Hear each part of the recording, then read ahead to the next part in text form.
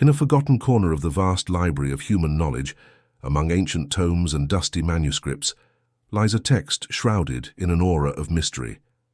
The Hidden Science of Breath by William Walker Atkinson. This work, which defies the passage of time, invites us to unveil ancestral secrets that lie dormant in the very breath of life. Imagine a place where mountains whisper secrets to the winds and rivers murmur forgotten stories.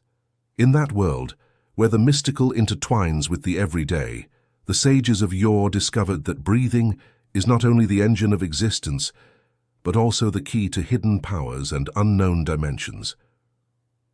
Join us on this journey through the mists of time, where each inhalation and exhalation not only nourish the body, but also awaken the spirit. William Walker Atkinson, with his pen imbued with esotericism and wisdom, guides us on this journey to the heart of a science that transcends the tangible. Here, at the boundaries of the known and the unknown, practices are revealed that promise to transform the very essence of those who dare to explore them.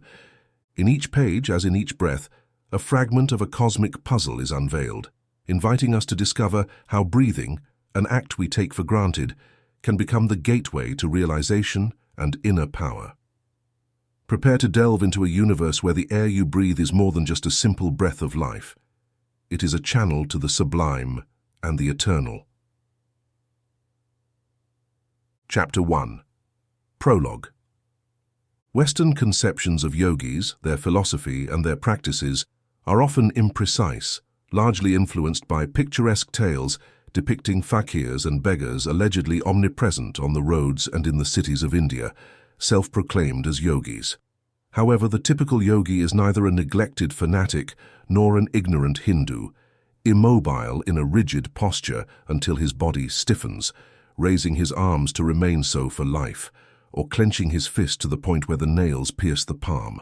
While such individuals may exist, to the true yogi, their claim to the title seems as absurd as that of a vendor of placebos posing as a surgeon before the dean of Harvard University.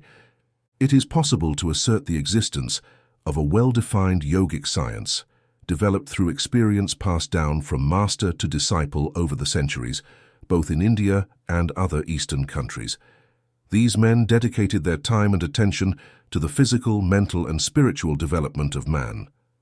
The term yog, derived from Sanskrit, meaning to unite, was eventually applied to these studies and teachings. From the same root comes the French word yugo, with a comparable meaning, though the etymological connections are numerous. It should be noted that the yogi engages in disciplined effort to govern his body and mind, an effort known as yoga, encompassing interconnected physical and spiritual elements. The science of breathing presents many points of convergence with yoga. Though it primarily focuses on the development of the physical body, it also encompasses the realm of spiritual development. Hindu yogis always placed great importance on breathing, considering it essential to achieving their goals. Although some elements of yogic teachings have been mentioned by several Western authors, the author of this work has chosen to present the fundamental principles of the science of breathing, along with some of the preferred exercises and methods of the great yogi masters, in a simple and clear manner to the West. In this book, we will try to reference the Western perspective, which complements the Eastern view in many aspects, and we will address the concepts using common language, avoiding Sanskrit terms that confuse most Western readers. In the first part of this work, we will focus on the physical aspect of the science of breathing, then address the psychic, mental, and spiritual aspects. We pride ourselves on summarizing so many yogic teachings in so few pages, without resorting to incomprehensible words and expressions. Although we fear some may consider the work too simple and perhaps not give it the attention it deserves, we know that, contrary to popular belief, the foundations of Eastern thought are easy to understand, profound, and very practical. Chapter 2. To breathe is to live. Life depends on the act of breathing. To breathe is to live, and to live is to breathe. Breathing is living, and there is no life without breathing. All living things owe their existence to their ability to breathe. All animals and plants, upon birth, take in air for the first time, marking the beginning of their life on Earth. An old man exhales weakly, one last time, ceases to breathe, and ends his life. From the first breath in early childhood to the last sigh of old age, a long succession of continuous breaths unfolds. Breathing is the most important function of the body, as all other functions undeniably depend on it. Man can live for long periods without eating, and even a few days without drinking, but without breathing, he survives only a few minutes. However, survival is not the only thing tied to the act of breathing, as the way one breathes will influence the individual's vitality and resistance to disease.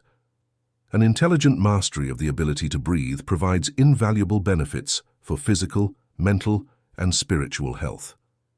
Conversely, neglected breathing shortens our days, diminishes our vitality, intelligence, and well-being, and makes us more susceptible to many ailments and diseases.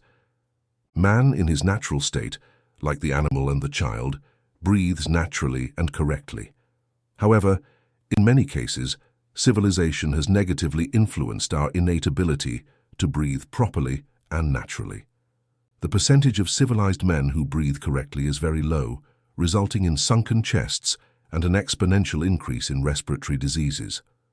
All experts, whether from the East or the West, agree that the relationship between natural breathing and health is evident, direct, and explicable. Western science demonstrates that physical health largely depends on correct breathing. Eastern instructors not only recognize that their Western counterparts are right, but also maintain that in addition to the physical benefits of normal breathing, it is possible to increase man's mental power, joy of life, self-control, mental clarity, morality, and spiritual development through the careful practice of the science of breathing. Many schools of Eastern philosophy are founded on the science of breathing, and the West can reap enormous benefits by beginning to adopt the millennial wisdom of the East regarding breathing. The theory of the East combined with the practice of the West will produce abundant results. This book will delve into the science of breathing, encompassing everything known to the Western physiologist, as well as the psychic and spiritual aspects of the subject. It goes beyond simple deep breathing, as described by Western scientists, exploring lesser-known aspects of the issue, showing how Eastern sages govern their bodies and develop their mental capacity and spiritual aspect through the meticulous practice of the science of breathing. The yogi practices exercises through which he masters his body and learns to direct a greater amount of vital energy, or prana, to any organ or part of the body, thereby strengthening the desired organ or part. He knows all the physiological effects of correct breathing, just like a Western physiologist, but he also knows that air contains more than just oxygen and nitrogen, and that the oxygenation of the blood is not the only transformation that occurs during breathing. He understands the effects of energy on the body and mind of man, and he knows that he can comprehend and utilize many of these effects. He knows that rhythmic breathing puts him in vibratory harmony with nature and promotes the development of his latent faculties. By controlling his breathing, he can heal himself and others, eliminate fear, worries, and harmful passions, and improve his personality. The purpose of this book is to offer in a few chapters the basics of an age-old and inexhaustible wisdom, marking the beginning of a path leading to unsuspected destinations that last as long as our lives. We aim to instill in the Western mind the value of the science of breathing. Chapter 3. Exoteric Theory of Breathing. This chapter will describe the theories of the Western scientific world regarding the functions of the respiratory organs and the role of breathing in human physiology. In the following chapters, we will present additional theories and facts confirmed by the research of the Eastern School. The Oriental accepts the results obtained by Western science and adds numerous insights that Westerners do not yet accept but will discover and present to the world in due time. We will now give a brief description of the organs of respiration. The organs of respiration include the lungs and the airways that lead to them. There are 2 lungs occupying the pleural cavity of the thorax, one on each side of the midline. They are separated from each other by the heart, the main blood vessels, and the airways. Each lung is free in all directions, except at the root, which is mainly formed by the bronchi, arteries and veins that connect the lungs to the trachea and heart. The lungs consist of very elastic tissue, giving them a spongy texture. They are covered by a thin, tough membrane called the pleura, one side of which adheres closely to the lung and the other to the inner surface of the chest. Its function is to secrete a fluid that allows the internal sides to slide smoothly over each other during breathing. The airways include the inside of the nose, the pharynx, the larynx, the trachea, and the bronchi. When we breathe, air enters through the nose, where it is warmed by contact with the mucous membrane. Then, after passing through the pharynx and larynx, it enters the trachea. The trachea then divides into many tubes called bronchi, which in turn branch out and end in new, tiny subdivisions of small air spaces. Each lung contains millions of these small air cells. It is estimated that if the air cells of the lungs were continuously extended, they would cover an area of more than 1,000 square meters. Air enters the lungs due to the action of the diaphragm, a muscle that stretches across the trunk and separates the thoracic cavity from the abdominal cavity. The diaphragm functions somewhat automatically like the heart, but it can become a semi-voluntary muscle through the effort of will. When it expands, it increases the capacity of the chest and lungs, thereby lowering the internal atmospheric pressure of the lungs, allowing external air to enter the created vacuum and fill the lungs. When the expansion ceases, the chest and lungs contract, increasing the internal atmospheric pressure of the lungs and expelling the air. This mechanism of air intake and output is carried out to oxygenate the body, which is fundamental to the role of the blood. The blood is pumped by the heart through the arteries to the capillaries, which distribute it throughout the body. Then, through the veins, it returns to the heart, which sends it to the lungs to be oxygenated, and then it returns to the arterial system. Arterial blood is bright red and possesses vital qualities and properties. The venous blood is a duller blue because it returns carrying the waste products of the body. Initially like a fresh mountain stream, it returns as a muddy flow heading toward the right atrium of the heart. From the atrium, the blood flow passes through an opening to the right ventricle of the heart, which then sends it to the lungs. There the capillaries distribute it into the air cells, where the impure blood spreads into the millions of delicate air cells in the lungs. During inhalation, the oxygen in the air comes into contact with the impure blood through the capillaries, designed so that their walls are not thick enough to prevent blood from passing through, but thin enough to allow oxygen to penetrate. When oxygen comes into contact with the blood, it oxygenates it and releases carbon dioxide generated by the waste and toxic substances collected from all parts of the body. The purified and oxygenated blood then returns to the heart once again, dark red and bright, charged with vital properties and qualities. When it reaches the left atrium, it passes into the left ventricle, from which it circulates again through the arteries, distributing oxygen to all parts of the body. Each day, about 177,000 liters of blood pass through the capillaries of the lungs, with blood cells aligned in a single file, exposing their sides to the oxygen in the air. Well-exposed arterial blood contains about 25% free oxygen. One truly feels immense admiration and wonder at the infinite marvel of nature. It is then evident that if a sufficient amount of fresh air does not reach the lungs, the impure flow of venous blood cannot be purified, and the body remains impure and devitalized. It is also clear that without sufficient inhalation of air, the blood cannot continue its work, and the undernourished body falls ill or remains in a fragile state of health. Even if it is not the cause of a particular disease, poor breathing can manifest as a poor complexion, while proper breathing and thus normal circulation gives a robust, bright, and full of vitality complexion. If the blood is not completely purified by the regenerating process of the lungs, it returns to the arteries without having been rid of its impurities, that is, without the impurities collected on its return journey having been eliminated. If these impurities return to the system, they will manifest as some form of blood disease or any other disease resulting from the abnormal functioning of an undernourished organ. When the blood is properly exposed to the air in the lungs, its impurities are eliminated and it absorbs oxygen, which it then transports to all parts of the body. As we have seen, through the capillaries, the blood reaches every cell, tissue, muscle, and organ, vitalizing and strengthening them, replacing worn-out cells and tissues with new materials that nature transforms for its use. It should also be remembered that the entire body receives nutrition from assimilated food. Therefore, if assimilation is imperfect, nutrition will always be incomplete, and the organism will weaken.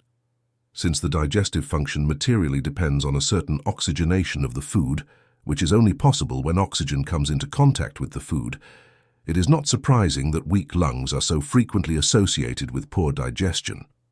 Every particle of food or drink must be oxygenated for it to release its nutritional characteristics and for the body's waste to have the necessary conditions to be eliminated from the system. Insufficient oxygen means imperfect nutrition, elimination, and health. Those who breathe well are much less likely to catch colds than those who breathe inadequately, and they generally have an abundance of well-oxygenated blood, enabling them to resist temperature changes. Besides the important processes already mentioned, the act of breathing exercises the internal organs and muscles. Western authors on the subject generally do not tend to dwell on this fact, although they are aware of it while Easterners fully appreciate its value. In incomplete respiration, not all lung cells function, resulting in a loss of lung capacity, with the system suffering proportionally from oxygen deprivation. Animals naturally breathe in their natural state, and it is indisputable that humans have done the same. However, the lifestyle adopted by civilized humans distances them from natural breathing.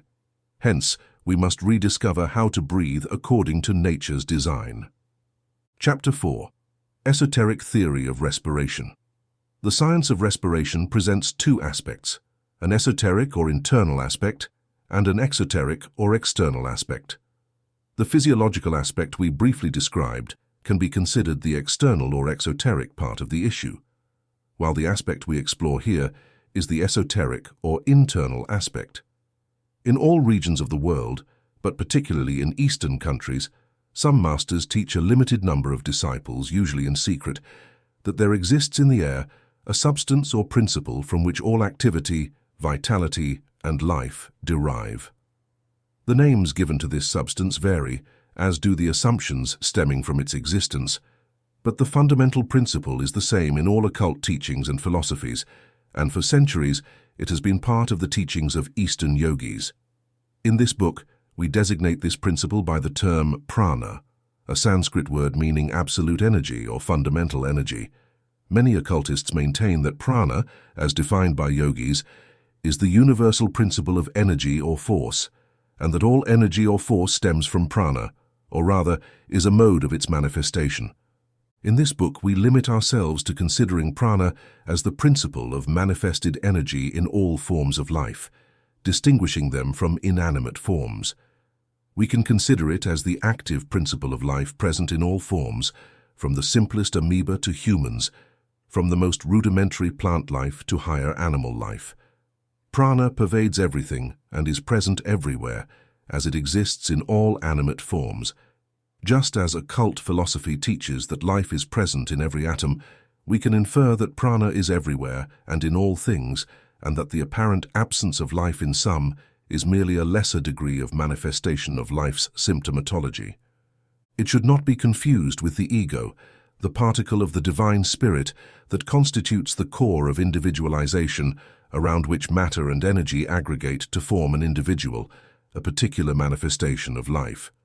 When the principle of individualization leaves a body, the remaining atoms, even when disintegrated, carry enough prana to maintain their vitality and be capable of forming new combinations of matter.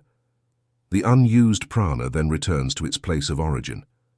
Therefore, prana is the name we give to a universal principle, the essence of all movement, force, or energy, which somehow produces the form of activity accompanying life. This grand principle exists in all forms of matter, but should not be confused with matter itself. It is in the air, but it is not the air, nor even the chemical bodies composing it in the atmosphere. Animals and plants breathe it with the air, absorbing prana in the process, but it is not oxygen. Humans, by inhaling, introduce prana into their bodies along with oxygen, but it is not oxygen. Prana is a mysterious, powerful principle contained within the air, but it is not the air itself. In Hebrew, the phrase nemet ruach chayim means the breath of the spirit of life. The word nemet means ordinary breathing, air. Chayim means life, and the word ruach means spirit. According to occultists, this is the same principle we call prana in this book. Prana is found in atmospheric air, but also where air cannot reach. We constantly inhale air, and with it, the prana from the air, which we appropriate for our use. Prana exists in the air in regular quantity, and when the air is pure, we can extract it from this source more easily than any other. In ordinary breathing, we absorb and extract a normal amount of prana. However, with regulated breathing techniques, often called yogic breathing, we are able to extract a larger amount which we can use very effectively. We can store it.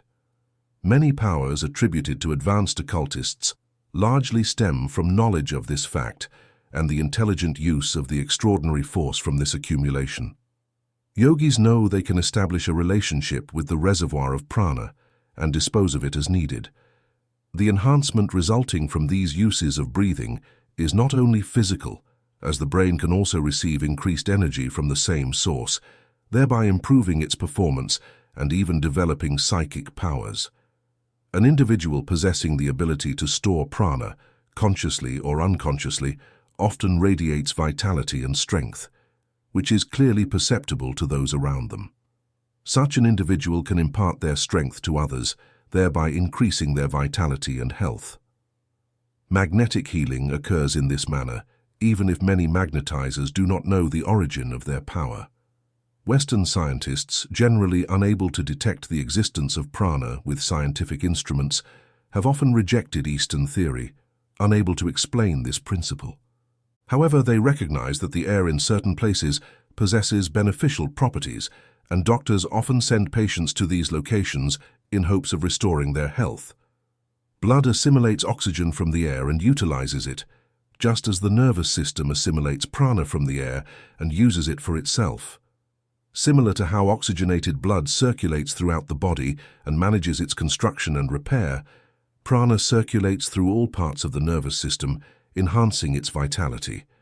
Just as oxygen in the blood is used according to the body's needs, the supply of prana is consumed by our thoughts, desires, actions, emotions, etc. As a result, it is constantly necessary to replenish it in the physiological organism. Each thought, act of will, and muscular movement consumes a certain amount of force, which is actually a mode of prana. To move a muscle, the brain sends a signal through the nerves, and the muscle moves, resulting in a consumption of prana proportional to the effort exerted. Considering that the majority of prana acquired by humans comes from inhaled air, we can easily appreciate the enormous importance of proper breathing. Chapter 5. The Nervous System. First, note that Western scientific theories regarding respiration are limited to the processes of inhalation and exhalation, as well as their utilization in the circulatory system, while yogic theory also considers the absorption of prana and its manifestation through the channels of the nervous system. Let's now focus on the nervous system. The human nervous system is divided into two major subsystems, the cerebrospinal system and the sympathetic system. The cerebrospinal system includes the part of the nervous system contained within the skull and spinal column, namely the brain with its cerebellum, as well as the spinal cord and the nerves emerging from it. This system governs voluntary, sensory, and other functions of animal life. The sympathetic system encompasses the part of the nervous system mainly located in the thoracic, abdominal, and pelvic cavities, spreading into the internal organs, controlling involuntary processes such as growth or nutrition. The senses, sight, hearing, taste, smell, and touch, are dependent on the cerebrospinal system, which serves as the interface with the external world. This system can be likened to a telegraphic installation, where the brain is the central office, and the spinal cord and nerves are the cables and wires closely connected to it. The brain is a mass of nervous tissue consisting of three parts: the cerebrum, occupying the anterior, middle, and posterior parts of the skull, the cerebellum located in the lower and posterior part of the skull, and the medulla oblongata, which forms the expanded beginning of the spinal cord and is situated in the nape of the neck, in front of the cerebellum. The brain is the organ manifested in intellectual activity. The cerebellum directs movements of voluntary muscles. The medulla oblongata is the upper part of the spinal cord, and from it and the brain, cranial nerves extend to various parts of the head, sensory organs, the respiratory apparatus, as well as certain organs of the thorax and abdomen. The spinal cord occupies the internal canal of the vertebral column and is a long mass of nervous substance branching into nerves that extend to all parts of the body. The spinal cord resembles a long telegraphic cable, and the nerves are the wires with the main cable. The sympathetic nervous system consists of a double chain of ganglia parallel to the vertebral column and other ganglia located in the head. Both contain nerve cells and are interconnected by nerve filaments, as well as with the cerebrospinal system through motor and sensory nerves. From these ganglia, numerous fibers extend to organs of the body, blood vessels, etc. At various points, nerves meet and form what is known as plexuses. The sympathetic system regulates involuntary processes such as circulation, respiration, or digestion. Western science calls the nerve force the force transmitted by the brain to all parts of the body through the nerves. Eastern traditions believe this to be a manifestation of prana, with characteristics similar to electrical energy. Without this nerve force, the heart would not beat, blood would not circulate, lungs would not breathe, and various organs would cease to function. Ultimately, without it, the body's machinery would be paralyzed. Furthermore, the brain cannot think without prana. Moreover, yogic teachings go beyond Western science regarding an important feature of the nervous system, the solar plexus.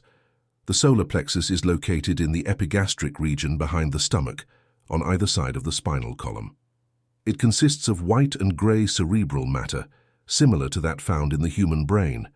For Western science, it is simply one of many aggregations of sympathetic nerves and ganglia found throughout the body. However, yogic science teaches that this solar plexus is actually a very important part of the nervous system, constituting a kind of brain that plays a fundamental role in human economy. Western science seems to be gradually approaching recognition of this truth, known to Eastern yogis for many centuries. Some modern Western authors are beginning to acknowledge that the solar plexus plays a more significant role than traditionally attributed, even dubbing it the abdominal brain to underscore its importance.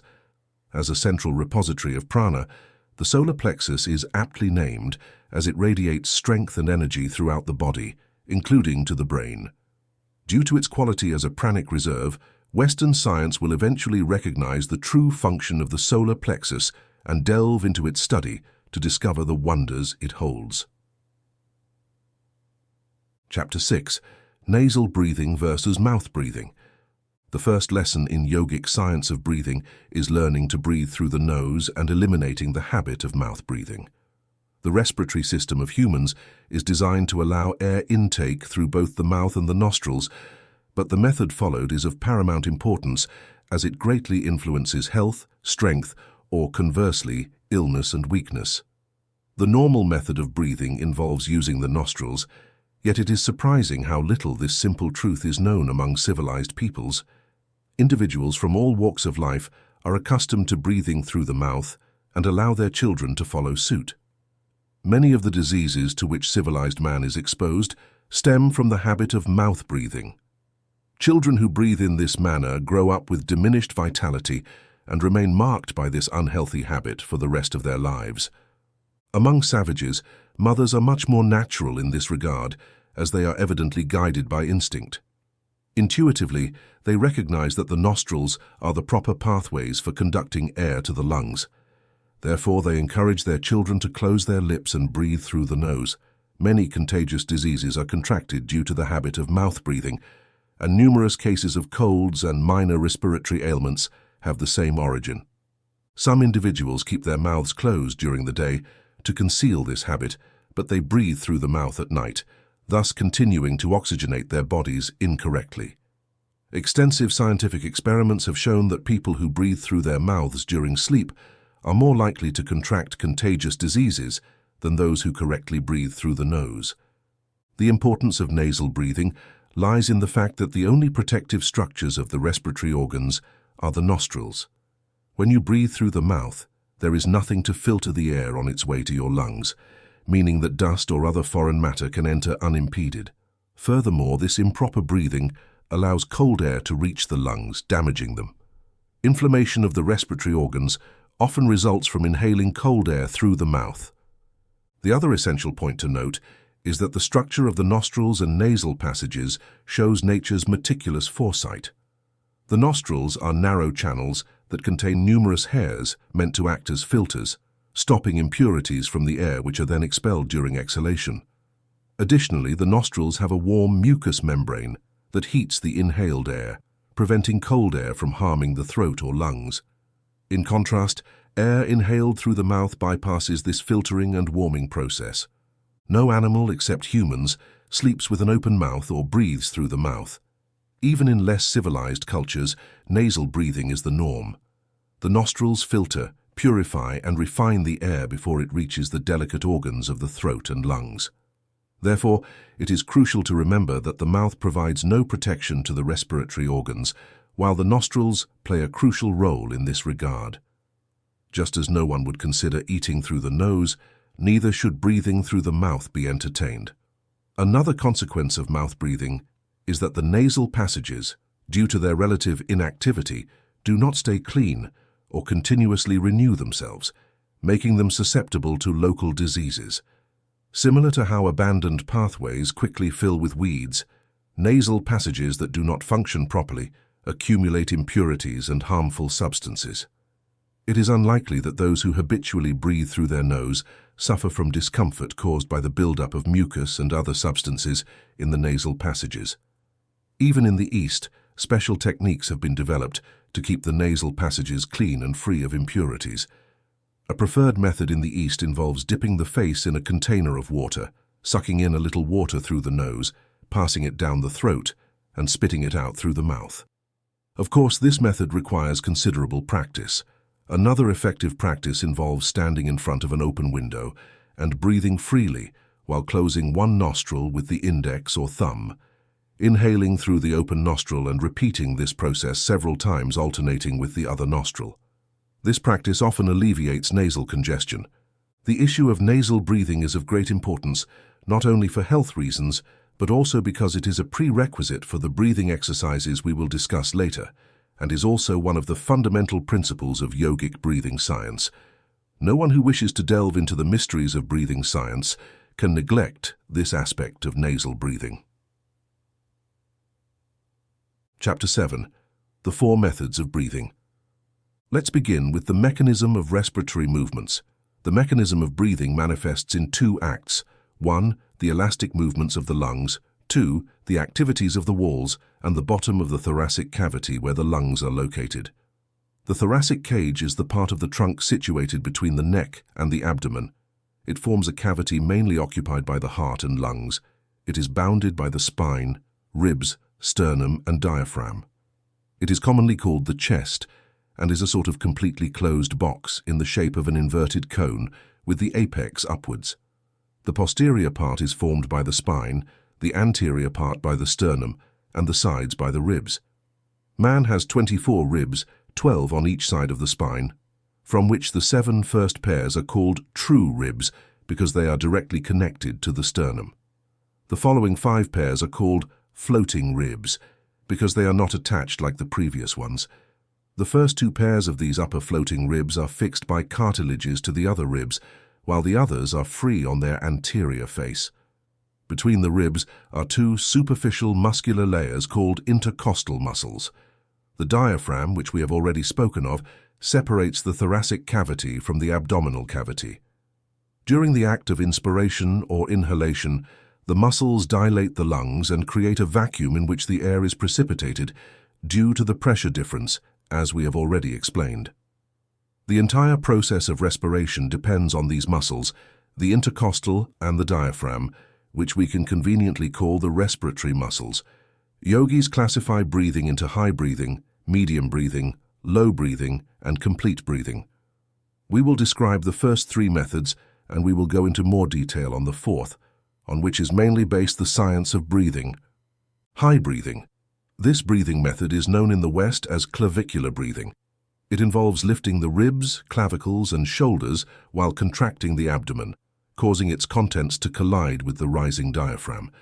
This method primarily affects the upper and lower parts of the chest and lungs, with very little air entering. The result with this method is highly inadequate despite maximal effort. High breathing is arguably the worst breathing method. It is the most common way of breathing in the West. Many vocal organ diseases are attributed to this inefficient breathing method, and the strain placed on such delicate organs leads to multiple health disorders. Many people who practice this method also breathe through their mouth, which further exacerbates issues. For those skeptical of what we've said about this form of breathing, we advise you to perform the following experiment. Completely empty your lungs, then stand with your hands by your sides, lift your shoulders and clavicles, and inhale. You will find that the amount of air you inhale is much less than normal. Next, repeat the inhalation, but after lowering the shoulders and clavicles, you will then receive instruction on extremely effective breathing. Medium breathing. This breathing method is known in the West as intercostal breathing, and although it is less deficient than high breathing, it is still quite imperfect. In medium breathing, the diaphragm rises, the abdomen contracts, the ribs lift slightly, and the chest partially expands.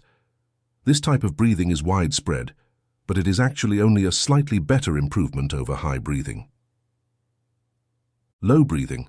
This method is much better than the previous two and is known in the West as abdominal breathing, deep breathing, diaphragmatic breathing, etc. Western scientists have already understood the benefits of this form of breathing and have encouraged many people to adopt it instead of the harmful methods mentioned earlier. Many of these individuals have benefited from the ancient Eastern knowledge, as classes have been given to teach the low breathing method, as if it were something new invented by those giving these classes. However, those who have abandoned the old methods of high and medium breathing have certainly not wasted their money. However, the Eastern yogi has known for centuries that there is an even better method, and some Western authors know it as well. The weakness of all breathing methods, except for complete breathing, lies in the fact that none of them completely fill the lungs with air. Even in the best cases, such as with low breathing, only a considerable portion of the lung space is utilized.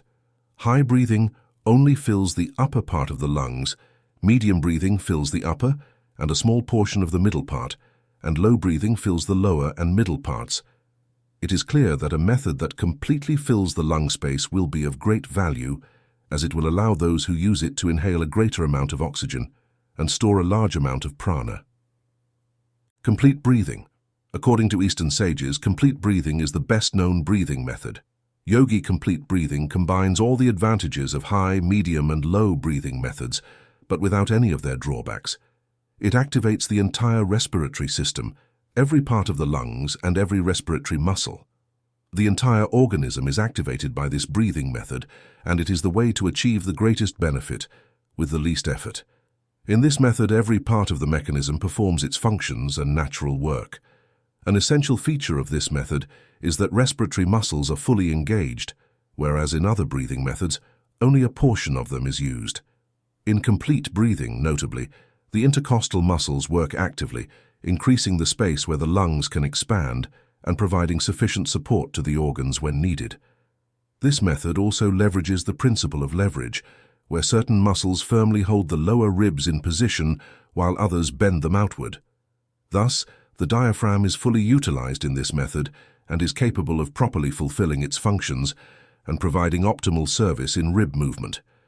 The intercostal muscles also lift and push the upper ribs outward, thereby increasing the capacity of the upper chest part. Examining the special characteristics of the aforementioned breathing methods, it is easy to see that complete breathing gathers all the benefits of the other three methods, as well as those resulting from the combined action of the upper and middle parts of the chest. In the next chapter, we will delve into the method of complete breathing, provide instructions, and present the necessary exercises for this unmatched method of breathing. Chapter 8. How to practice yogi complete breathing. One who wishes to uncover the secrets of complete breathing must not settle for partial learning, but must work diligently until it becomes their natural breathing method. This requires work, time, and patience, because without these, nothing significant can be accomplished in breathing or any other area of life. The path to mastering the science of breathing is not easy, and the student must be prepared to work earnestly. However, it is good to remember that the results obtained are extraordinary and fully reward the efforts made. We say this to highlight the importance and necessity of taking this fundamental method of breathing seriously from the outset. We repeat, if one starts correctly, the results will be beneficial, but if the basics are neglected, the whole structure will collapse. It is perhaps preferable to begin teaching the practice of yogic complete breathing by affirming that it is nothing forced or abnormal. On the contrary, it is a return to the principles of nature. Uncivilized humans and children breathe in this manner when they are in good health. It is good to note from the outset that complete breathing does not necessarily consist of completely filling the lungs with each inhalation. By using the method of complete breathing, one can inhale the usual amount of air and distribute it throughout all parts of the lungs. However, it is recommended to practice several times a day a series of complete breaths whenever the opportunity arises to keep the body well oxygenated. The following exercise, divided into 3 parts, will give you a first idea of what complete breathing is and how it works. To begin, stand or sit in an upright position, relaxed, and breathe through the nostrils. Then inhale deeply, first filling the lower part of the lungs. This is achieved using the diaphragm, which exerts slight pressure on the abdominal organs as it descends, pushing the front wall of the abdomen outward.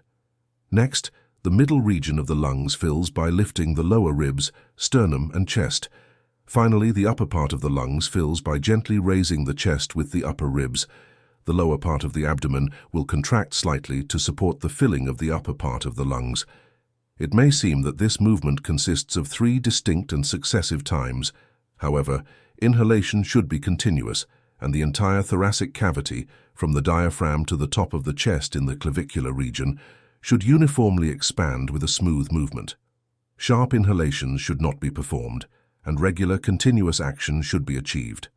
Practice will soon master the tendency to divide inhalation into 3 times and result in a continuous and uniform breathing. In a short time, inhalation can be completed in a few seconds. Once inhalation is completed, hold the breath for a few seconds, then exhale slowly, keeping the chest firm, gently drawing in the abdomen and gradually lifting it as the air is expelled completely from the lungs. Once the air is completely expelled, relax the chest and abdomen. Once you have mastered this exercise, the movement will execute automatically. You will notice that through this breathing method, all organs of the respiratory system come into action, and all parts of the lungs function, including the farthest air cells. The thoracic cavity expands firmly and elastically, allowing for uniform, continuous, and complete breathing. It is advisable to practice this exercise in front of a mirror, with your hand on the abdomen, to observe the movements, which will help you better understand the mechanism of complete breathing. At the end of inhalation, it is advised to raise the shoulders several times, which also lifts the clavicles and allows air to pass freely into the small upper lobe of the right lung, where tuberculosis sometimes manifests. Initially, adopting the complete breathing system may be somewhat challenging, but difficulties will be overcome with some practice, and you will never voluntarily revert to old methods. Chapter 9. Physiological effects of complete breathing. It is almost impossible to overestimate the benefits of this practice. Practicing complete breathing wards off the possibility of contracting serious lung conditions, including bronchitis. Lack of oxygenation leaves us apathetic and vulnerable to germs, bacteria, and viruses, so good breathing ensures better overall health and, consequently, a lower likelihood of contracting any type of illness. One who practices this special breathing will attain a broad and well-developed chest. Many flu-like conditions can be avoided by practicing a few breaths daily, as indicated. When feeling cold, simply breathing deeply for a few minutes warms you up. Almost all colds can be cured through complete breathing and partial fasting for a day. The quality of blood largely depends on its oxygenation rate, and if oxygenation is incomplete, blood becomes impoverished and laden with all sorts of impurities. The entire system suffers due to lack of nourishment and is poisoned by waste products that are not eliminated, as blood irrigates, oxygenates, and nourishes the whole body. It is evident that impure blood will have a detrimental effect on the system. Furthermore, digestion heavily depends on blood oxygenation, as food must absorb oxygen from the blood before it can be digested and assimilated. Hence, it is easy to understand how defective breathing can affect digestion and assimilation. When assimilation is not normal, the system becomes undernourished, appetite diminishes, bodily vigor decreases, strength wanes, and one feels weak, all due to defective breathing. Even the nervous system suffers from incomplete breathing, as nerves become weak and insufficient to generate, store, and transmit nerve currents when blood does not vigorously nourish them. Moreover, nerve currents themselves and the strength emanating from them decrease due to poor breathing. However, this latter aspect belongs to another topic we will address later. For now, let us focus on the impact on the nervous system when breathing is inadequate. The effect of the genital organs on overall health is well known. It is sufficiently established that we need not dwell on the subject. Let us simply say that if the genital organs are weakened, the entire system weakens. Complete breathing produces a rhythm that follows a plan of nature to maintain the genital organs in good working order. Good breathing strengthens and revitalizes reproductive functions through sympathetic and reflex action, toning and strengthening the entire physiological system.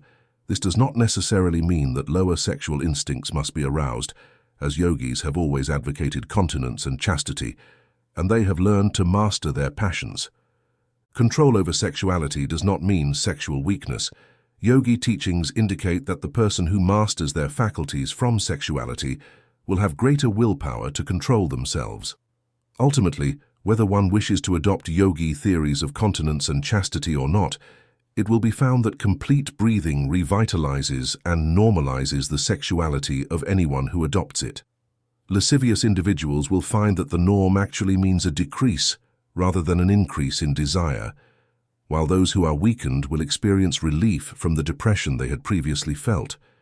To avoid any misunderstanding of this aspect, let us clarify that the yogi ideal is to have a robust and strong body in all its parts, governed by a powerful will, animated by noble aspirations.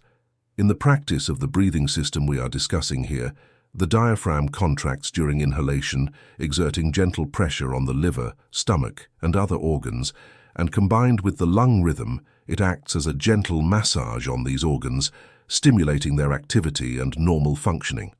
Each inhalation contributes to this internal exercise and promotes normal circulation in the organs of nutrition and elimination. In high and middle respirations, the organs do not benefit from this beneficial internal message. If the Western world places great emphasis on physical culture, which is very wise, it should not be forgotten that not everything boils down to exercising external muscles. Internal organs also need exercise, and nature's plan for this is complete breathing. The diaphragm is the main instrument of this plan, as its rhythmic action vibrates the organs of nutrition and elimination, stimulating them with a gentle massage, and each inhalation increases blood circulation within them, toning the whole system. Any organ or part of the body that is not exercised slowly atrophies, ceases to function healthily, and diseases develop. Even without considering the millennia-old teachings of the East from a purely physiological standpoint, the method of complete breathing is fundamental for anyone wishing to enjoy good health and preserve it. Many spend fortunes searching for complicated methods and expensive treatments to achieve this goal. However, there is a simple solution within reach of everyone, the method of complete breathing. Unfortunately, few truly practice it. The stone that the builders rejected has become the cornerstone of the temple of health. Chapter 10. Extracts from Yogi teachings. We will now explore 3 breathing techniques widely used by sages of the East. First, we will examine the purifying breath, which yogis attribute to their great lung capacity. Next, we will look at an exercise for revitalizing nerves, passed down through generations by yogis for centuries. Finally, we will conclude the chapter with vocal breathing, which bestows upon practitioners a melodious, vibrant, and beautiful voice. The purifying breath is an exercise used for centuries by Eastern sages to ventilate and cleanse the lungs. Yogis often employ this exercise to conclude any respiratory practice. We also recommend practicing the purifying breath as it cleanses and revitalizes the lungs, stimulates cells, and tones respiratory organs. Moreover, it contributes to maintaining overall good health and relaxes the entire system when it is tense. Speakers and singers who use their voice extensively in their profession should pay particular attention to this breathing method, as it can help maintain a healthy and well-rested respiratory system. The purifying breath consists of the following steps. Inhale a complete breath. Hold the breath for a few seconds. Form your lips as if preparing to whistle, ensuring not to puff out your cheeks. Then forcefully exhale a little air through the opening of the lips. Then hold the remaining stored air for a moment and release it in short expulsions until none is left in the body. It is important to remember that the air should be expelled with some force. This breath is very invigorating when tired, and a little practice will convince skeptics of its effectiveness. As mentioned, it is best to practice this exercise at the end of any breathing exercise. It is important to understand and practice it until you can do it easily and naturally. The nerve revitalizing breath is one of the most powerful exercises for stimulating and strengthening nerves, toning the nervous system, and developing their energy and vitality. This exercise stimulates important nerve centers that in turn influence the entire system and increase its energy, transmitting greater nerve flow throughout the body. The nerve revitalizing breath consists of the following steps. Stand with the body straight, inhale a complete breath and hold it. Extend your arms forward but without excessive tension, just with the necessary force to keep them in that position. Slowly bring your hands back to the shoulders, gradually contracting the muscles and conveying tension so that your fists are firmly clenched when they reach the shoulders. While keeping the muscles tense, quickly bring the fists back to the previous position. Vigorously exhale through the mouth each time you complete these steps. Repeat this movement several times.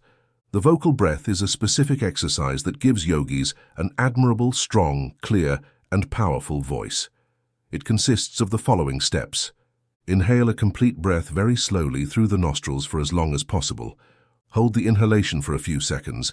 Vigorously exhale through the mouth. It is important to give the lungs a rest using the purifying breath. It is noteworthy that experience teaches us that the tone, quality, and power of the voice depend not only on the vocal organs of the throat and respiratory organs, but also on the facial muscles. There are men with broad chests whose voices are gentle, while others with narrow chests emit tones of surprising strength and quality. Here's an interesting experiment. Stand in front of a mirror with your lips in a whistling position, whistle, and then observe the shape of your mouth and the overall expression of your face. Then, without changing the position of your lips or face, sing a few notes and you will notice how vibrant, resonant, and clear your voice tone becomes. Chapter 11. 7 Yogi Exercises for Development. The following 7 exercises are used to strengthen the lungs, muscles, ligaments, lung alveoli, etc. They are very simple and incredibly effective. All these exercises stem from the ancient teachings of the East. Breath retention is a crucial exercise for strengthening and developing respiratory and pulmonary muscles. Regular practice will help expand the chest. Yogis have observed that occasional breath retention after a full inhalation is very beneficial for respiratory organs, nutrition organs, the nervous system, as well as the circulatory system and blood. It promotes the purification of remaining air in the lungs from previous inhalations, thereby oxygenating the blood more completely. Moreover, the held breath gathers all waste products, which are then expelled vigorously during exhalation, leaving the lungs clean, much like an effective purgative cleanses the intestines. Yogis recommend this exercise for stomach, liver, and blood disorders, asserting its usefulness in treating bad breath. often originating from poorly ventilated lungs. To practice it, follow these steps. Stand upright with the body straight. Inhale deeply with a complete breath. Hold the breath for as long as possible without strain. Exhale vigorously through the mouth. It may be challenging to hold the breath initially, but with practice, retention will become easier and more sustainable. You can use a watch to measure your progress. Stimulation of lung cells aims to activate lung alveoli. Beginners should practice this exercise very gradually, as it may cause slight dizziness at first. If you feel dizzy while practicing, it's best to pause the exercise and walk slowly to overcome the dizziness. To perform this exercise, follow these steps. Stand upright with the body straight and hands at the sides. Inhale slowly and progressively. During inhalation, gently tap your chest with your fingertips, running them along its entire length. When your lungs are full, hold the breath and tap your chest with the palms of your hands. Once these steps are completed, perform the purifying breath. Rib expansion is an exercise aimed at occasionally exercising the ribs to maintain their elasticity. The Western habit of standing or sitting incorrectly can reduce rib elasticity. To perform this exercise, follow these steps. Stand upright with the body straight, placing your hands on both sides of the body as close as possible to the ribs, with thumbs pointing backward. Palms of the hands on the sides of the chest and fingers on the pectorals. Second exercise, thoracic expansion. Due to the forward and downward tilt of the body that most sedentary jobs force upon us, the chest tends to shrink and lose its vigor. This exercise is excellent for restoring natural conditions and achieving normal and healthy thoracic expansion. Stand upright with the body straight. Inhale deeply with a complete breath. Hold the breath. Extend the arms forward with fists clenched up to shoulder level. Vigorously extend the fists outward until they form a straight line with the shoulders. Exhale vigorously through the mouth. After the exercise, perform the purifying breath. It's essential to practice this exercise moderately, especially for beginners. Walking exercise. This exercise is extremely comprehensive as it integrates overall muscle toning with the benefits of complete breathing. Walk at a gentle pace, head held high, chin slightly tucked and shoulders back. Inhale deeply with a complete breath, mentally counting to 8, one number per step, ensuring that the inhalation lasts the time it takes to walk 8 steps. Then exhale slowly through the nostrils, counting to 8, one number per step. Rest between breaths while continuing to walk, counting to 8, one number per step. Repeat the exercise until you feel fatigue, then rest for a few minutes and resume the exercise. Next, perform the purifying breath. Another equally effective version of this exercise involves practicing it while holding the breath and counting 1, 2, 3, one number per step, between steps 2 and 3. This exercise can be done several times a day. Morning exercise. This exercise is extraordinary for starting the day by activating and loosening the lower muscles and respiratory system. Stand upright with the body straight, head held high, eyes looking forward, shoulders back, knees locked, and hands at the sides. Slowly raise the body onto tiptoes while inhaling deeply and vigorously. Hold the breath for a moment while maintaining the position. Slowly lower back to the starting position while exhaling slowly through the nostrils at the same time. Finish the exercise with the purifying breath. This exercise can be done without actually using a stick. Simply clench the fists firmly. Individuals with circulatory problems should practice this exercise daily, combined with the purifying breath. The 6th and 7th exercises can be performed together, one after the other, each morning. Chapter 12. 7 additional exercises. In this chapter, we will describe 7 other breathing exercises from the East, each different and with varied goals. Each individual should determine which of these exercises best suits their specific needs. Although termed minor exercises, it should not be thought that they are unimportant. Indeed, while less general than those already explained, these exercises can prove highly beneficial. To emphasize the importance of these exercises, it should be noted that in the East it is not uncommon to find books dedicated exclusively to these 7 exercises. Exercise number 1. Stand with hands down by the sides. Inhale deeply with a complete breath. Slowly raise the arms while keeping them firm until they meet above the head. Hold your breath for a moment. Slowly lower the hands to the sides while exhaling gently. Finish the exercise by practicing the purifying breath. Exercise number 2. Stand with arms extended forward. Inhale deeply with a complete breath and hold it. Slowly bring the arms horizontally backward as far as possible. Slowly return to the starting position, repeating these movements while holding the breath. Exhale vigorously through the mouth. Finish the exercise by practicing the purifying breath. Exercise number 3. Stand with arms extended forward. Inhale deeply with a complete breath. Slowly and circularly move the arms backward several times, alternating the movement like the blades of a windmill while holding the breath. Exhale vigorously through the mouth. Finish the exercise by practicing the purifying breath. Exercise number 4. Lie on your stomach, hands at your sides, palms lightly open on the floor. Inhale deeply with a complete breath and hold it. Keeping your body rigid, lift yourself up by pressing on your arms until all the weight of your body rests on your hands and toes, as if you were crawling. Return to the starting position several times. Exhale vigorously through the mouth. Finish the exercise by practicing the purifying breath. Exercise number 5. Stand with the palms of your hands pressed against a wall at shoulder height. Inhale deeply with a complete breath and hold it. Bring your chest closer to the wall, resting the weight of your body on the palms of your hands. Move your body away from the wall using the strength of your arms while holding the breath. Exhale vigorously through the mouth. Finish the exercise by practicing the purifying breath. Exercise number 6.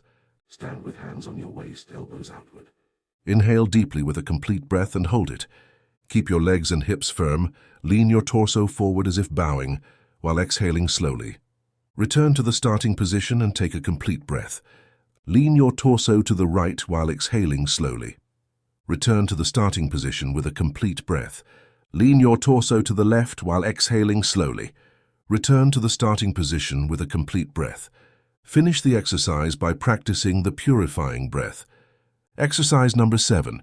Stand or sit upright. Take a complete breath, but instead of doing it continuously, inhale intermittently in short, rapid, frequent inspirations, as if inhaling aromatic salts or harmony and not wanting to absorb an excessive amount. Hold the breath for a few seconds. Exhale through the nostrils in a long exhalation. Finish the exercise by practicing the purifying breath. Chapter 13. Vibration and Rhythmic Breathing. The essence of rhythmic breathing lies in the mental image of rhythm. Those familiar with music will understand the concept of time.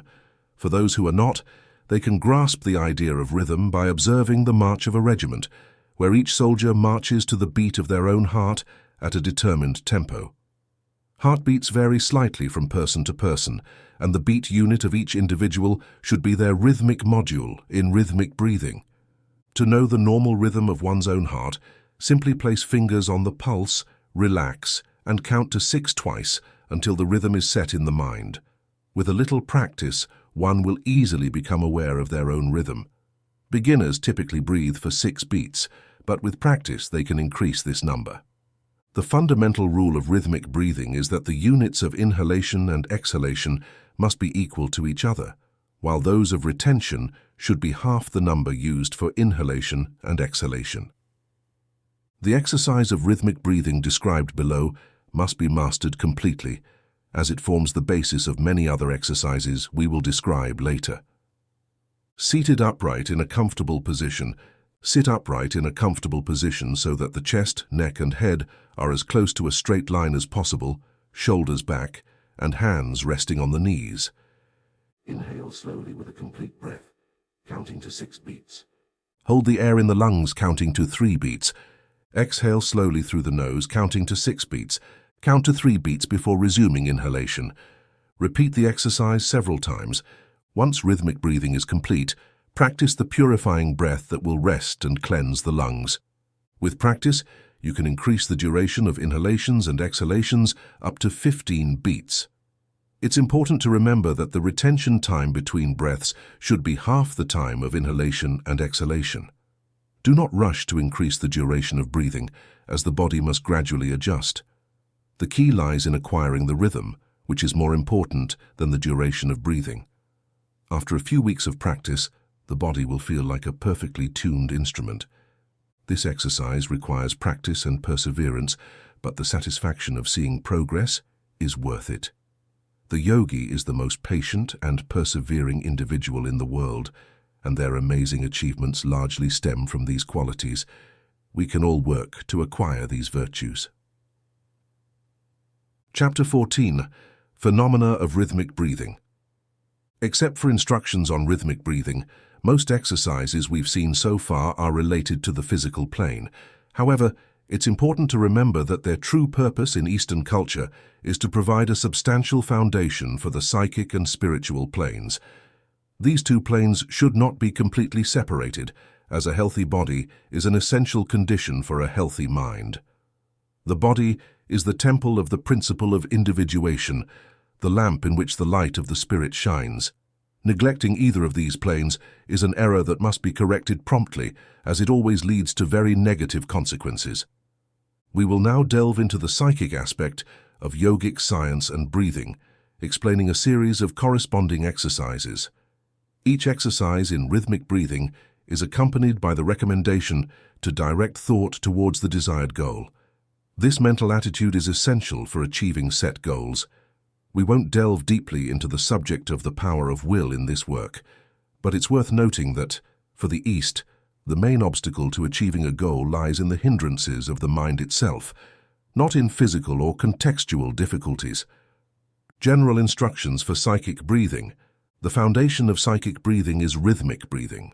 To avoid unnecessary repetitions in the following pages, we will simply tell you how to breathe rhythmically and add the instruction regarding the power of will, directed and operating in harmony with the vibrations of rhythmic breathing.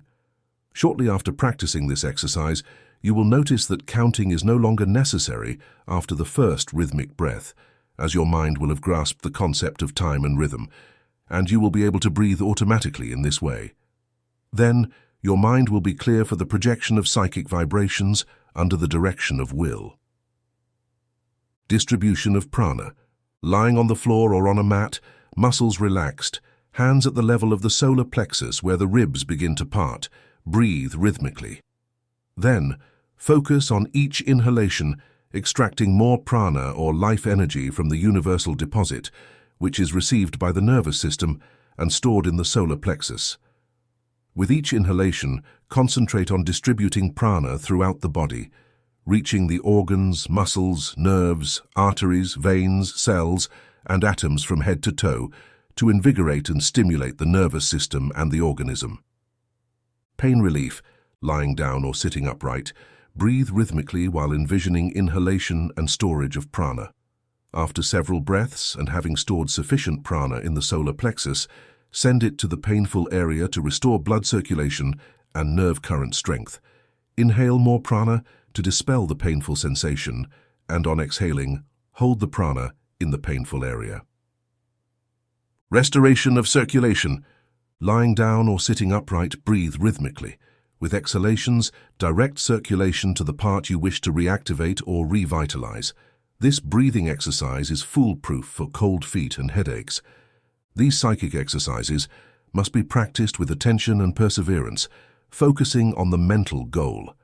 They are essential for developing the psychic dimension of yogic science.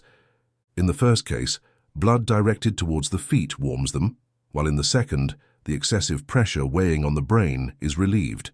It's easy to feel the sensation of warmth in the legs as the blood descends, which is useful to demonstrate that circulation can be, at least in part, controlled and directed by will. Self-healing. Lying down with relaxed muscles, breathe rhythmically and focus on inhaling and storing a large amount of prana. Then, send it to the affected area with the aim of stimulating it. With exhalations, direct it in the desired direction while focusing on relieving pain or illness. During this exercise, pass your hands over the body, starting from the head to the affected area.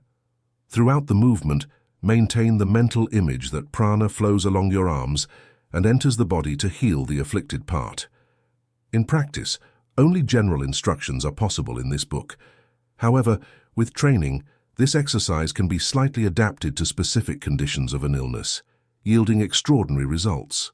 Another way to perform this exercise is to place both hands on the affected area and perform rhythmic breathing while visualizing prana replacing the illness, as if you were pumping out dirty water to replace it with clean water. Healing others. Here we provide clear and simple instructions that can empower you to heal others. The essential principle to remember is that through rhythmic breathing and creating mental images, a considerable amount of prana can be absorbed and transmitted to another person's body, thereby stimulating weakened organs to eliminate disease and restore health. Mastering the mental image generation of prana flowing along the arms and fingers to the patient's body is crucial. With a perfectly established breathing rhythm, place your hands on the patient's body, lightly resting them on the affected area. Then follow the pumping process described in the previous exercise, filling the patient with prana and mentally visualizing the disease being eliminated. At regular intervals, lift your hands and shake your fingers as if you're removing the illness. After completing the treatment, it's essential to wash your hands thoroughly and practice purifying breathing several times, as without this precaution, you could contract the patient's illness. It's preferable to place hands directly on bare skin, but when impractical or not possible, place them on clothing. At regular intervals, you can gently tap the treated body with slightly spaced fingertips. In chronic cases, mental commands can be expressed verbally, although this should be used exceptionally and never by beginners. Here we outline general principles that can be applied in 100 different ways, provided the operator is aware that it's not their own power accomplishing the healing, but the universal power residing within them. You can vary and be creative in applying these general principles. Distance healing. Prana can be projected to absent persons who wish to receive it. This is the secret of distance healing that has been widely discussed in recent years in the Western world. The healer's thought emits prana and projects it until it reaches the patient's psychic organism. To perform distance healing, form a mental image of the patient until you feel in contact with them. Once the mental connection is established, inform them that prana will be sent to alleviate their pain and illness. Then imagine prana leaving your mind with each exhalation of rhythmic breathing and instantly reaching the patient to heal them. Setting a specific time for treatment is unnecessary. While not counterproductive to do so, the patient's receptive state, whether they are aware or unaware of the ongoing distance healing, puts them in a position to receive vibrations transmitted at any time by the operator. The thought of the person performing the healing emits and modifies their prana, which swiftly travels through space like lightning to lodge itself in the patient's psychic mechanism. It is invisible and, like Marconi's waves, traverses obstacles imposed upon it to find the designated person to receive it. To heal people at a distance, you must form a mental image of them until you feel a harmonious communication with them. It's a psychic process subordinate to the magnetic power of the healer. You can tell when harmony is established, as it manifests as a sensation of synchronicity. We have described all of this as clearly as possible. This ability can be acquired with a little practice, and some achieve it on their first attempt. Once harmonious communication is established, mentally tell the patient, "I am sending you a supply of life force and power that will strengthen and heal you." Then, imagine prana leaving your mind with each exhalation of rhythmic breathing, instantly traveling through space, reaching the patient and healing them. It's unnecessary to set specific hours for treatment, although you may do so if you wish. Since the patient is in a receptive state and awaiting the psychic force that will be sent to them, they will receive the transmitted vibrations at any time the operator sends them. If fixed schedules are established, the patient must adopt an attitude of receptivity and surrender. The above is the grand principle upon which distant treatment in the Western world is based. With a little practice, you can achieve these things just like the most renowned magnetizers. Chapter 15. Some other phenomena of the yogi's psychic respiration. Thought projection. It is possible to project thought using the method already mentioned for distant healing. The targeted person will feel the effect of the thought transmitted in this way. However, it's essential to remember that malicious thoughts can never harm others, because positive thoughts are always positive for the bad, and bad thoughts are always negative for the good. Nonetheless, you can still pique the interest and attention of another person by sending them thought waves charged with prana and pure intentions. However, never attempt to influence others to harm them, or for impure or selfish motives, as such thoughts are repelled with double force back to the sender, harming them without affecting the innocent person targeted in any way. Psychic force is good when used for positive purposes, but beware of black magic and improper, perverse uses, as this would be akin to playing with a dynamo, and anyone acting thus would certainly receive punishment resulting from their own act. However, no malevolent person can attain a high level of psychic power. A pure heart and mind form an invincible protection against misdirected psychic powers. If we remain pure, nothing can harm us. Aura formation. To protect oneself from harmful influences of malevolent people, it's advisable to breathe rhythmically several times to accumulate prana, then use the method of mental imaging to project an aura of prana that will shield you from disruptive influences of others. Self-revitalization. To quickly revitalize your organism, stand with feet firmly straight and hands clenched to prevent prana leakage through the extremities. Breathe rhythmically a few times, and you will immediately feel revitalized. Revitalizing others. To revitalize someone, sit facing them, with feet and hands in mutual contact. Then, both breathe rhythmically, forming the mental image of sending prana into the other's body, while the patient forms the mental image of receiving it. Revitalizing someone doesn't deplete the revitalizer's quantity or quality of prana. Individuals with low vitality or passive should be cautious about whom they perform this exercise on, as a malicious person's prana can be altered by that person's thoughts and can temporarily influence the weaker individual. However, this influence can be easily avoided by closing the circuit in the previously described manner, then breathing rhythmically for a while, concluding with purifying breaths. Charging water with prana. Water can be charged with prana using rhythmic breathing. Hold a glass of water by its base in one hand and gently stir the water with the fingertips of the other hand, as if dropping drops from the tips of your fingers. During this process, mentally project the image of transferring prana into the water. Water charged in this way is an excellent stimulant for weak or sick individuals, especially if accompanied by a thought of health during prana transfer. However, the warning given in the previous exercise applies here as well. Although the danger is much less, it still exists. To minimize these risks, mental and moral faculties must be developed.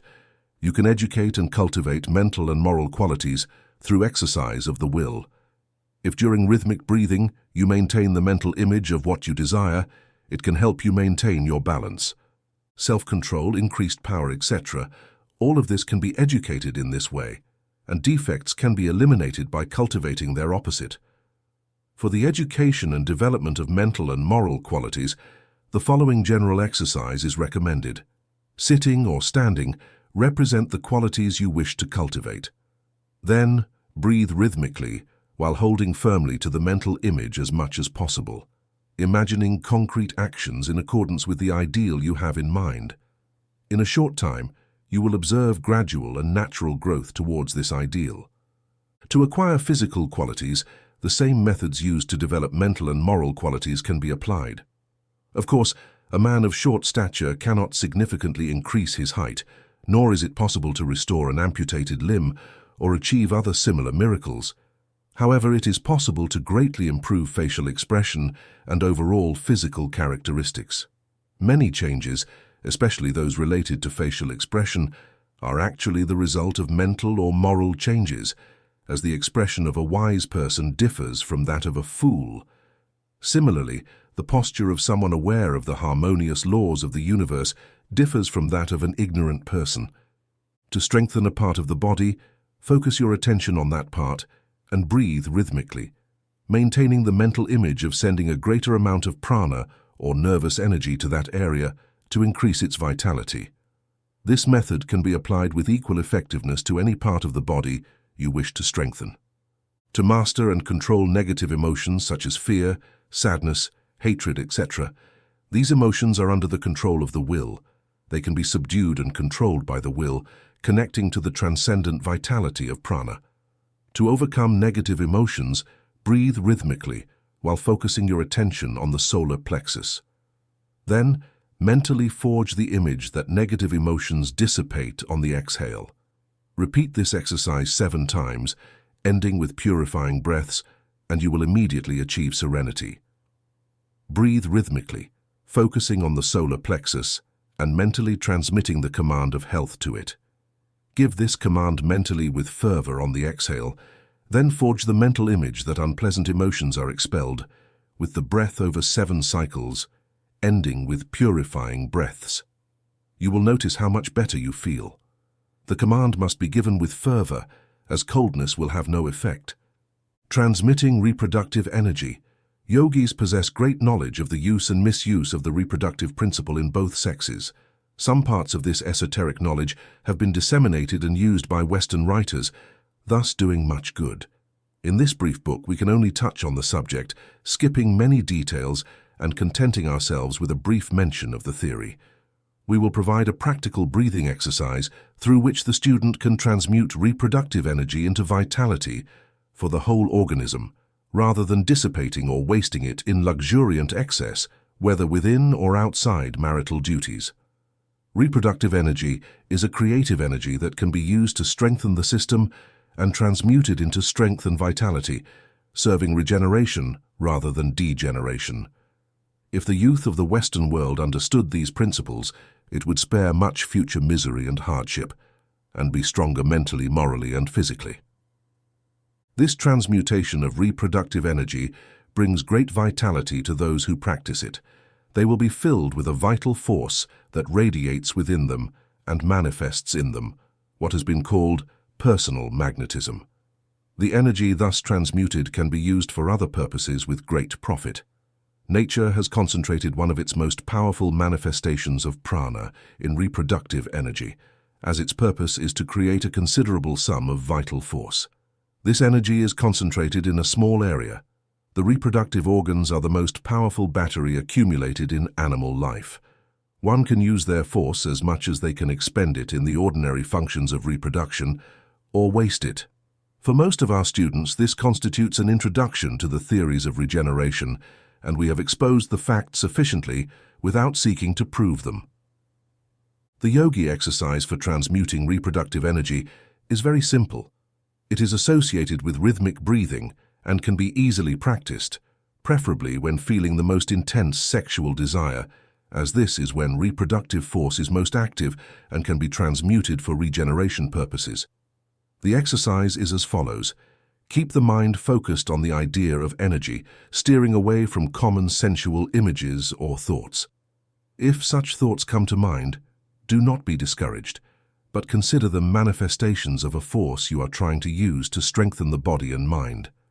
Standing or sitting with a straight back, focus on the idea of directing reproductive energy to the solar plexus, where it will be transmuted and accumulated as a regenerative force of vitality. Then, breathe rhythmically while imagining that with each inhalation, reproductive energy rises. With each exhalation, mentally direct this energy from the reproductive organs to the solar plexus. If you establish the rhythm perfectly and the mental image is clear, you will feel the energy rising and its stimulating effect. If you wish to enhance your mental strength, you can direct the energy to the brain instead of the solar plexus. To do this, mentally command the energy to rise to the brain with each inhalation. The man or woman who performs creative works, whether mental or physical, can use this reproductive energy in their work by practicing the previous exercise, directing energy upward on inhalation and where needed on exhalation. In this latter exercise, only the amount necessary for the work will pass. The rest will remain stored in the solar plexus. Naturally, you will understand that it is not the reproductive fluids directed upwards and used, but the etheric pranic energy that animates them. That is the soul of the reproductive organ. It is customary to slightly tilt the head forward naturally and effortlessly during the exercise of transmutation.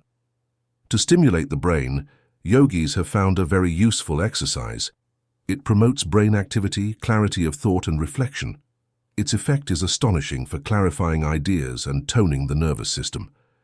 Those engaged in mental work will find this exercise highly beneficial for enhancing their work and providing a means to refresh and clear their mind after strenuous mental effort. Sit in an upright position, spine straight, eyes gazing forward, and hands resting on the tops of your thighs.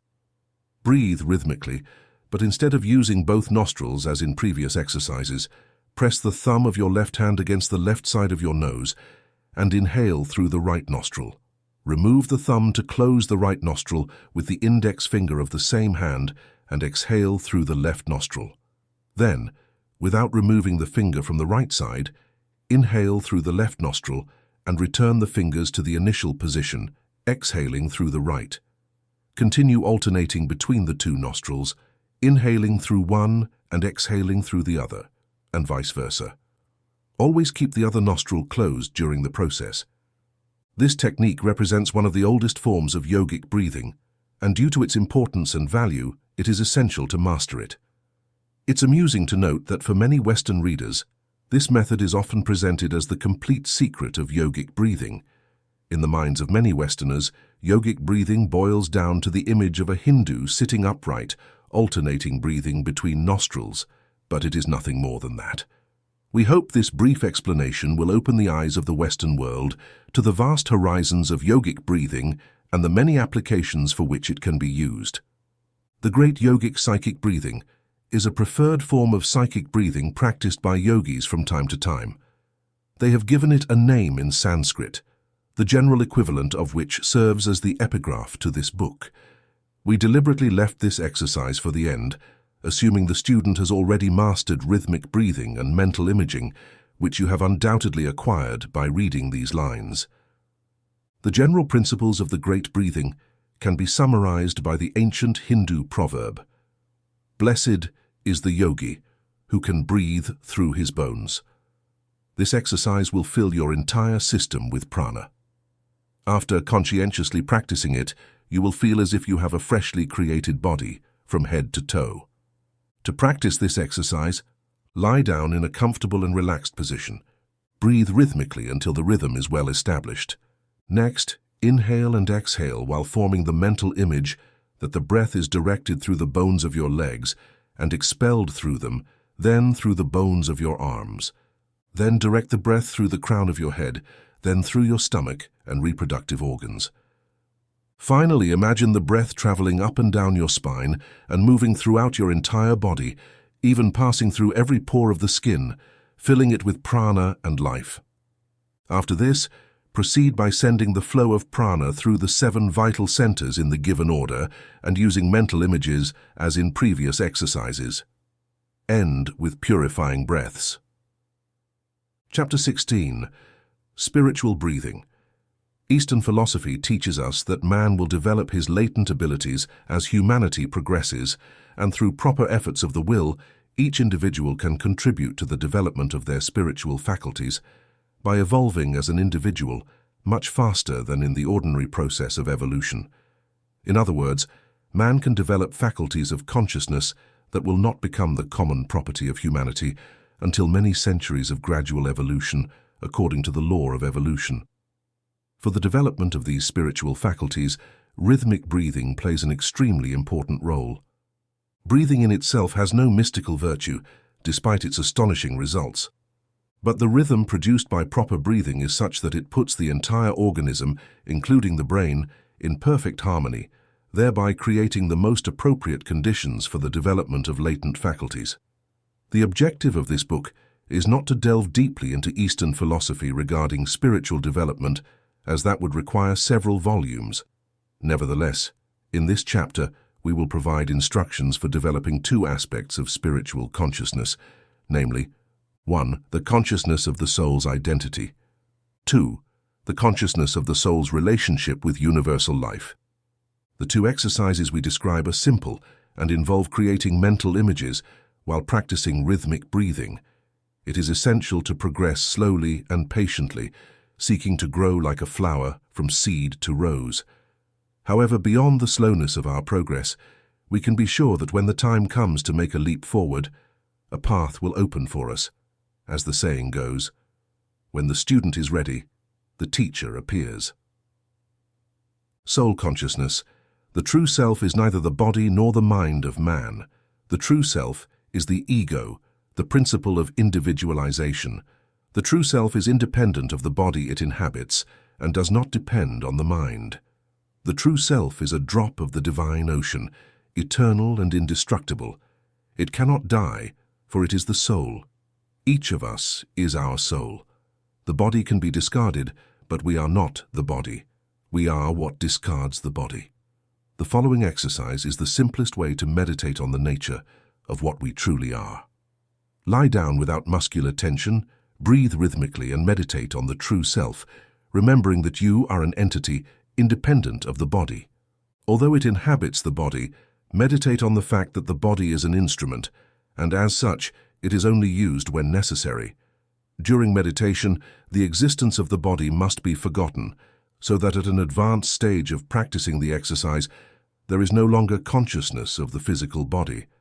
At this stage, the notion of immortality will frequently arise, and the individual will begin to show signs of spiritual progress, noticeable both to themselves and to their surroundings. However, it is also not recommended to immerse excessively in spiritual life at the expense of the body, for man is on earth to accomplish a mission and needs his body for that purpose. It would be a grave mistake to waste the opportunity to acquire the necessary experiences for one's own perfection, or to disrespect one's own body, which is the temple of the spirit.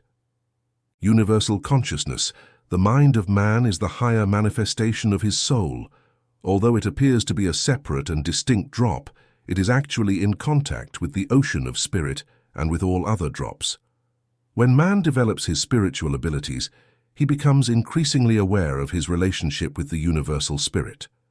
Eastern sages achieve this state of universal consciousness through meditation combined with rhythmic breathing. However, detailed instructions regarding this type of higher meditation are not necessary at this time. First, you must learn and master perfectly all the techniques described in this book. Secondly, these are flexible exercises, and each individual must discover and practice them alone. Nevertheless, we will provide below the basic steps for developing universal consciousness. With perseverance, each person will seek to find their own path to progress, as the way is always open to those who wish to follow it. The body should be in a lying position, relaxed without muscular tension. Practice rhythmic breathing until it becomes natural and unconscious. Then meditate on the existence of individuality as a drop in the ocean of universal consciousness that animates and supports everything. Mentally create the image of a tide being moved by forces much greater than itself with each exhalation and inhalation. Try to participate in these forces that reside in every soul. These meditation exercises leave those who practice them with a feeling of upliftment and spiritual bliss. They must be practiced with respect and reverence, never in haste or at times when other concerns require proper concentration. General instructions for practicing higher exercises. The exercises described in this chapter immerse us in the mysteries of life and require a mental attitude of respect and spirituality. These matters should not be treated lightly, as no benefit will be derived, and it could be harmful. These exercises are intended for a small number of people who are ready to understand them.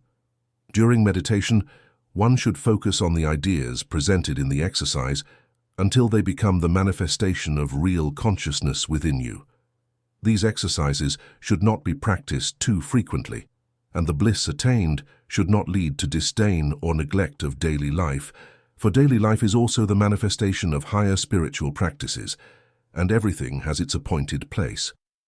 You will discover the necessary steps as you are ready to continue your spiritual ascent. Continue your journey looking towards the east where the sun rises towards wisdom. May peace be with you and with all manifestations of the real.